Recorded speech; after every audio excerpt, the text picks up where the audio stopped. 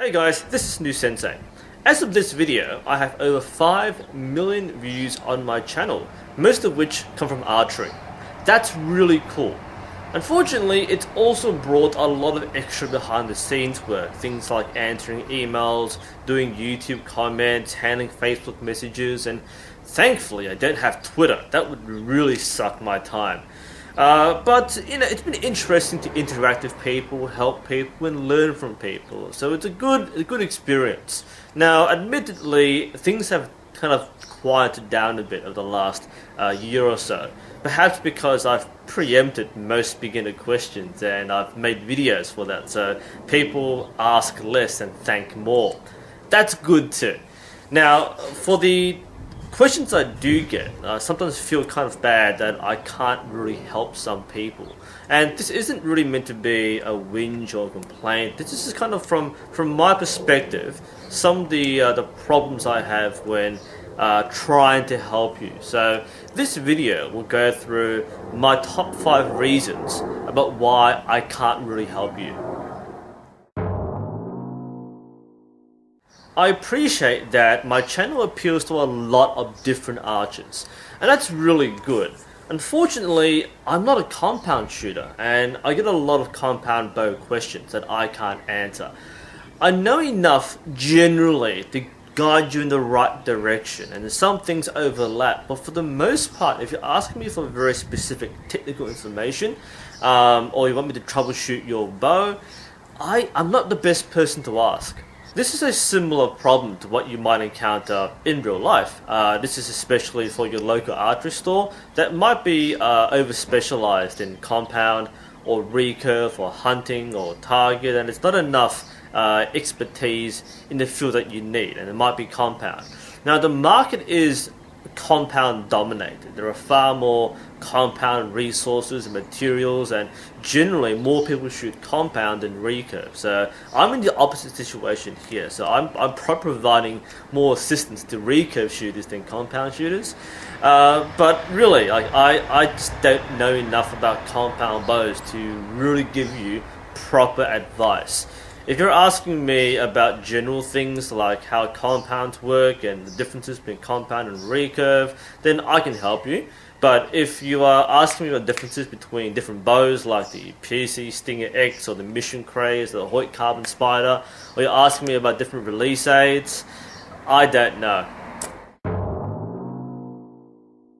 Look, I don't know you. We're strangers. Now, I don't mean this in a bad way, but I literally don't know who most of you are. So it's really hard for me to make a personal recommendation to you without knowing anything about you.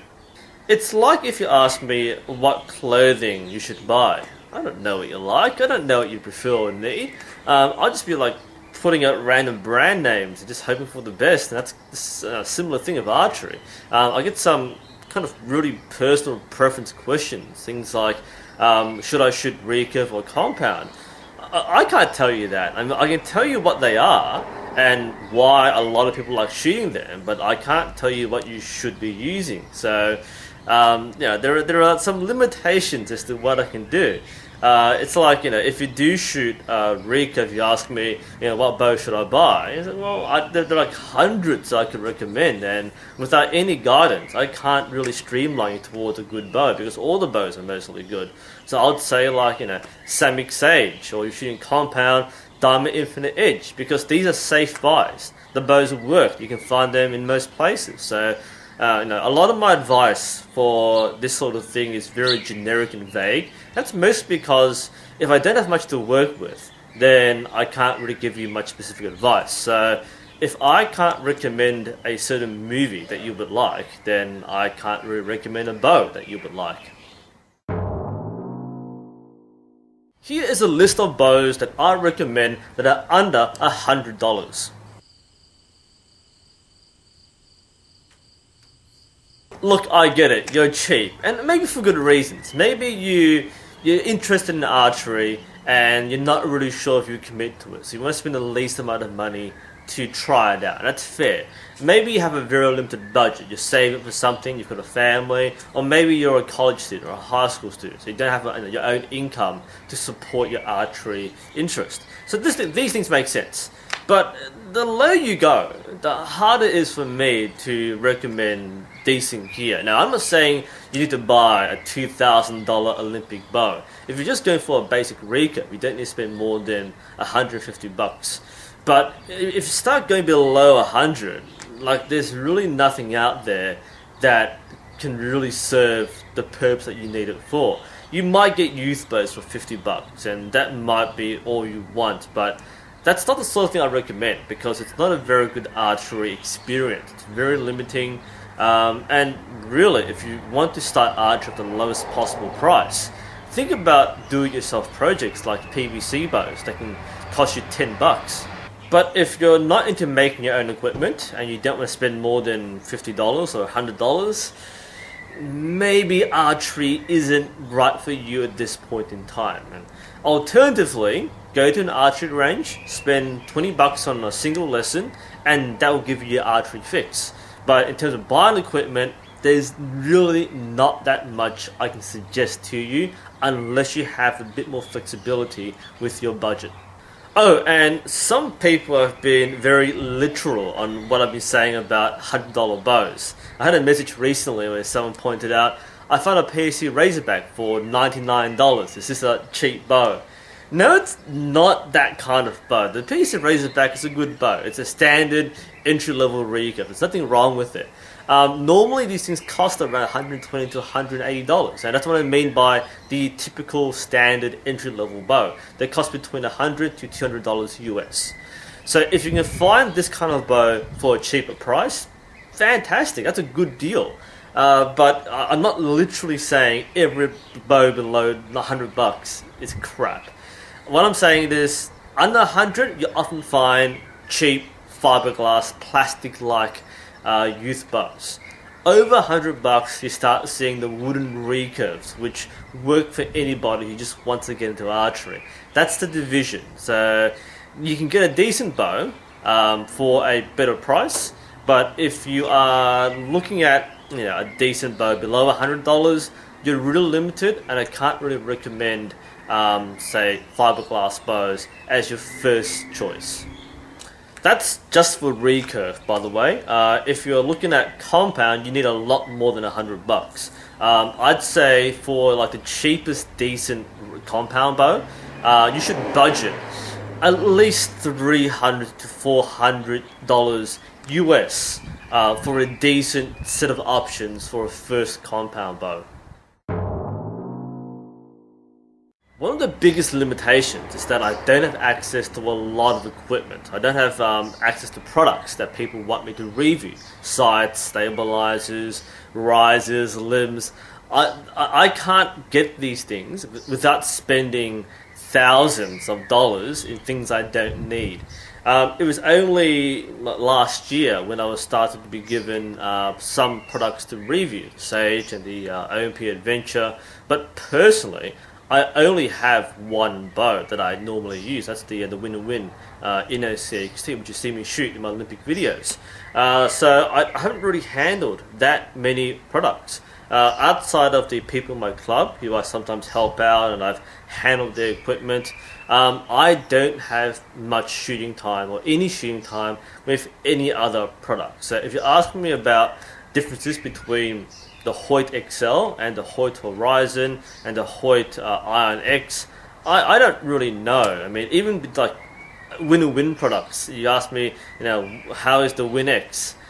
I don't know either. I can only say from what I've seen or handled or heard, but for the most part, I don't have access to the products that you want me to review or give advice on. You can still ask me, but I'm probably not going to give you a good answer just because I haven't used that many bows. I am, for the most part, a self-funded archer, and I'm not going to buy 20 bows just to review and then use on different days of the month. This is the advantage that pro shops have. There are a few pro shops that do have YouTube channels. I recommend channels like Lancaster Archery Supplies and Normal Archery Supplies. They do regular equipment reviews for new stock and new products, and they're often the first to know about new releases. So they're probably better sources than me. I'm not really in the loop. I'm very reactionary. Like when something comes out, I'll go, oh, well, it came out. I might try it out. But beyond that, I'm not going to be the leading edge in reviews, and I just don't have much experience in handling things. Like I said, you can ask me, but I'm probably not going to be a good source. A lot of people see me as the online coach. That's cool. I don't really see myself as a coach, but other people see me as a respectable figure of authority or information. Then that's great. Unfortunately, a lot of coaches will say the same thing here. Archery is very personalized. I can't really help you unless I know who you are. I've seen you shoot personally. Now, of course, people will still ask, and that's fine. But there are two problems that comes with this. The first problem is that often people lack the expertise or the vocabulary to accurately describe the problem. So it's kind of a little vague as to what the problem actually is. The second thing is sometimes what you describe isn't the actual problem. It may be a preconceived notion of what you think you're doing wrong, and that can kind of form a biased opinion or a skewed opinion towards something. So I'm a little wary of giving you advice just right away. I have to assess the situation a bit more carefully, and the more information I have, the better. The best information is a video form check. If you actually give me something I can see and watch, I can give you more accurate feedback. It's still not perfect, but it's better than just having text where what you describe doesn't match the problem. It's similar to the whole house MD thing where the patient always lies. Not saying that as a student you lie to me, but sometimes what you say masks other things, and as a coach, I would have to see past the problem that you say to identify the real source. Otherwise, I'm just giving you advice that might steer you away from certain things, but doesn't solve the actual problem. So, yeah, unless I can actually see you shoot, either in person or at best through a video, then it's sometimes it's really hard for me to give you more accurate feedback. Other things like technical knowledge or general advice, I can share that. But yeah, your specific shooting style, form and technique is yours, and I can't give you that much training and coaching advice over the internet without something a bit more visible. So that's my 5 most likely reasons why I can't help you. You can still ask me, of course, but if I don't know, I'll tell you I don't know. Not because I'm being a snob or because I have better things to do, but if I can't help you, then I'm not going to pretend I can help you. And hopefully you can find information elsewhere. I'm just one source. There are many other people you can ask, and many other video channels and websites and blogs and handbooks that you can look up. But for the most part, I can handle a lot of things, but I might not be the best person to ask for others. So hopefully that gives you some more insight as to where I come from. Feel free to continue asking questions in my videos or through email or Facebook or through my monthly Q&As. I'm quite happy to help out. But there are limitations which I admit I have. So that's my take. Hopefully this gives you some more perspective as to where I'm coming from and how you can help yourself and help me, help you. Otherwise, this is NUSensei. Thanks for watching, and I'll see you next time.